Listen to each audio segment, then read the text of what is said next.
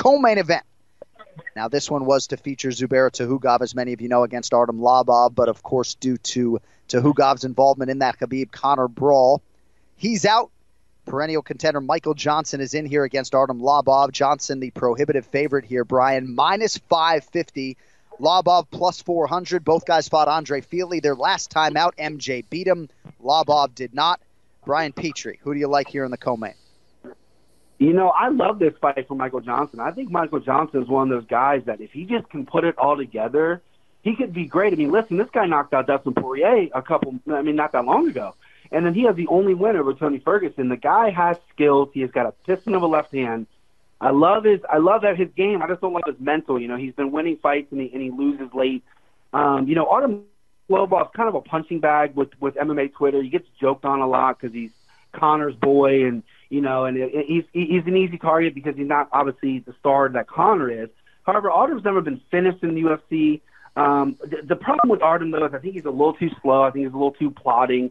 He goes forward. He doesn't have the best footwork. I think he's going to get hit a lot. My only concern is if Michael Johnson can hit him all 3 rounds because he does slow down later in the fight.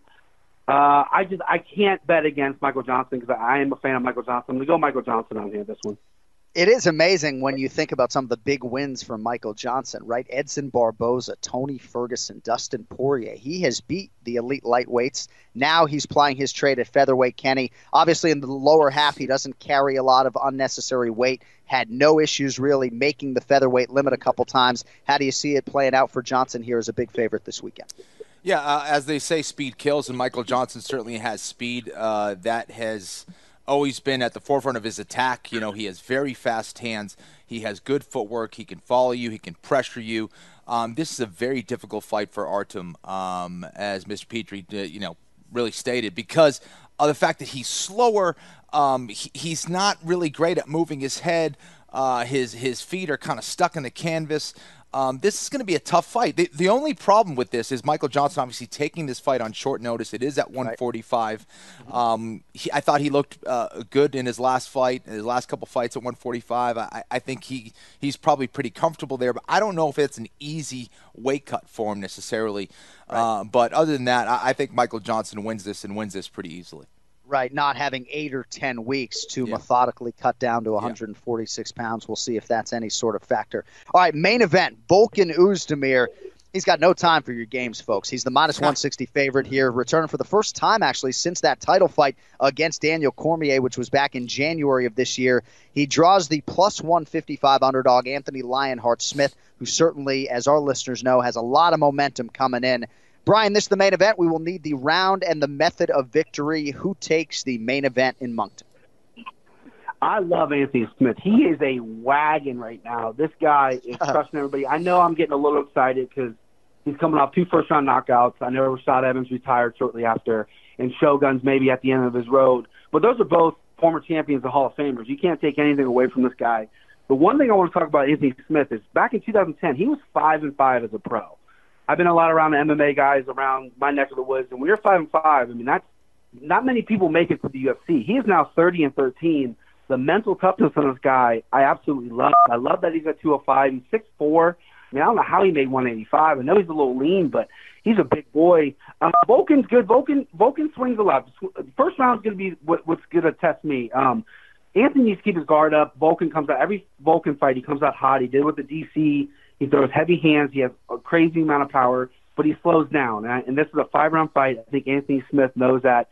He has comeback power. He knocked out Hector Lombard in the 3rd round.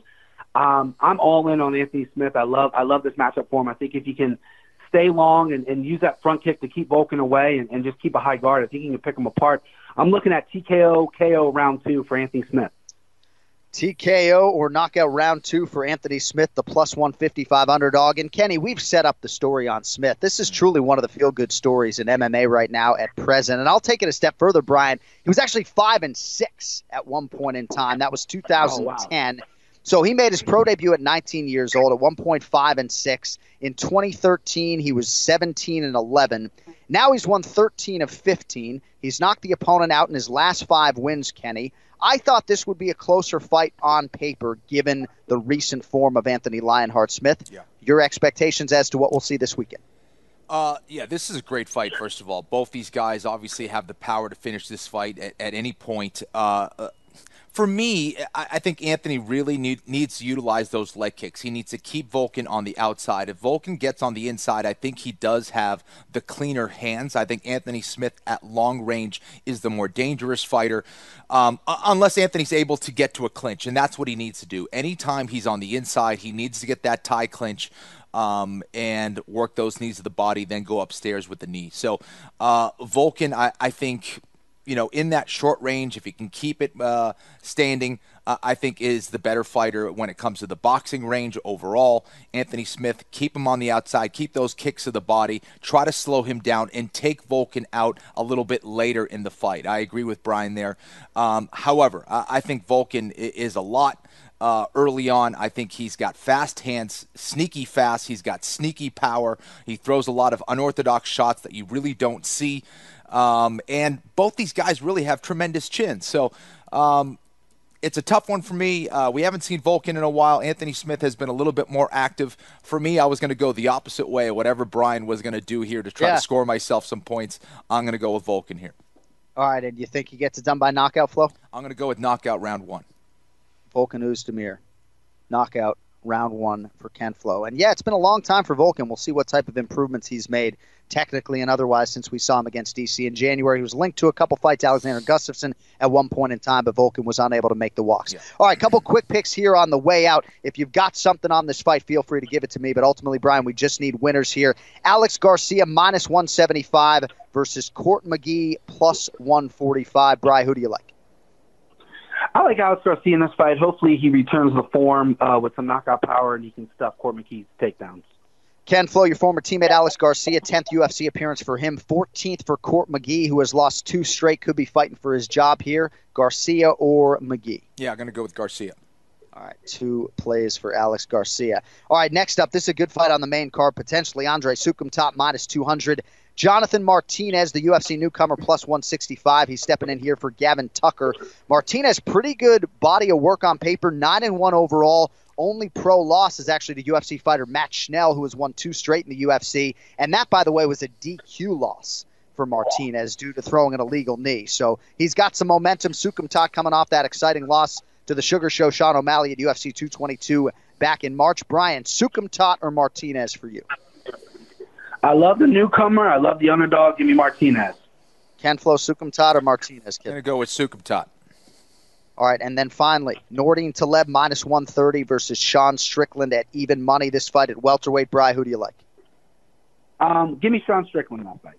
Ken Flo, Taleb or Strickland for you? Yeah, I'll go the other way then. I'll go with Nordine. All right, so we got some opportunities for the Flo to close some ground here. Again, still 2 months to go, and UFC is basically live every week in November and December, so still plenty of time for Ken Flo to make it 2 straight wins in the main event challenge. Brian Petrie, well done, my friend. Appreciate your insights, all the preparation, and enjoy the fights this weekend, kid.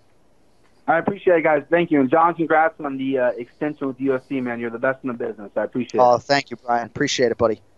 All right, good stuff there. Yeah. UFC Moncton this weekend. All right, final note on the way out. So also announced since we were last on the air, Kenny, UFC 231 will be the featherweight championship, Max Holloway and Brian Ortega. Mm-hmm. And some interesting comments from T-City. He has mentioned that one way or another he's going to be fighting for the undisputed title. He got that type of language in his contract, which I think is a really good thing for him and provides him some insurance in the event that Max Holloway is unable to make the walk. You also saw a headline that Ortega said the UFC has seemed to hone in on a replacement opponent should one of these guys not be able to make the walk.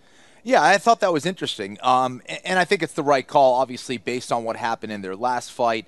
I hope it's not because of something where they're maybe questioning whether Holloway is going to be able to compete or not. I don't think that's the case. I think it was probably for Ortega's sanity that he has some kind of replacement for Holloway in case something crazy happens. But hopefully Holloway is healthy. I think that's the way to go. Now, who are they going to pick? I don't know. It's not a long list, right? No, exactly. I would say probably Jose Aldo. I don't think it makes sense for Aldo to fight Holloway, Max, of course, since right. he's beaten him twice. But I think Aldo, since they haven't fought before, being a Brazilian Jiu-Jitsu black belt, having the kind of striking that he has, the fact that he had the belt for so damn long, I think does make sense as a potential replacement for Holloway. But I'm glad that this fight is happening. It's one of the best featherweight fights in UFC history, and it's going to be a good one, man. And hopefully Max Holloway won't need to be replaced, and Brian Ortega will stay healthy as well. But you're right, Jose Aldo, on the heels of what he did against Jeremy Stephens, had he not turned that result in, he wouldn't even be in this conversation. Right. So the fact that he has that win, I think, always puts the King of Rio on the short list. And maybe Chad Mendes, who is back in the top 5. I mean, only one fight since returning from suspension. It was dominant and a win over Miles Jury. Perhaps Chad Mendes is on the short list, a guy who's fought for the title twice before. And we shall see. That is your headliner one way or the other, UFC 231, coming up December 8th, I believe it is, in Toronto, Ontario, Canada. All right, before we go, so I promised one of our listeners that I would never lead the show with baseball ever again. So I'm going to do it on the way out. I'm going to congratulate the Boston Red Sox on reaching their 4th World Series in the last 15 years. Of course, congrats to the LA Dodgers. Ken Flo, I mean, you're a Boston guy, tried and true. You've never shifted your focus or your allegiance to a Los Angeles team. I don't know if you're going to be going to the World Series or not, but just calm my nerves and let me know that there is not a single ounce of your being that is rooting for the Dodgers. John, I've been to Fenway a bunch of times in my life. Florian Martial Arts Center is right down the street from Fenway Park, and but I have been living in Los Angeles for over 7 years, so I got to say, I am with the Red Sox. Come on. You think I was going to go with the Dodgers, bro? Come on. I mean, dude, you crazy, bro? I was about to, cancel the Anakin Florian podcast with finality if you were rooting for the Dodgers. But World Series tickets are going to be expensive, but Ken Flo is a well-connected guy. What I really would like to see you do is get your daughter in the building. Just put the cans on, fun, dude. Oh, she's got to have the... She does. She has them already. Give your daughter the headphones. She has them. Yeah, see, of course. Yep. Clark Florian, Mother of the Year 2018, and there's not even a close second. I know. I did make a bet with UFC commentator Jimmy Smith, by the way. The loser will have to change their Twitter photo to the other team's logo for a week. So if you see the blue and white LA on my page, at least you will know why.